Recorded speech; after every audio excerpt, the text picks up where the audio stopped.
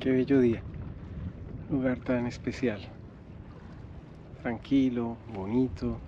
Observen esas dunas allá,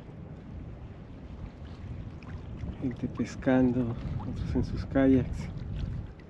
Luego de utilizar los kayaks y de un merecido almuerzo, nos dirigimos a caminar y a tomar ciertas fotos por la playa en un atardecer bellísimo al pie del río San John, donde se ve también una base naval.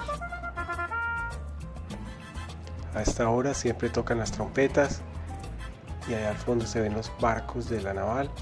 Es un atardecer precioso con unos colores en el cielo impresionantes, perfectos para disfrutar en familia momentos como este. Ay, eso quedó chévere, mira. Acá.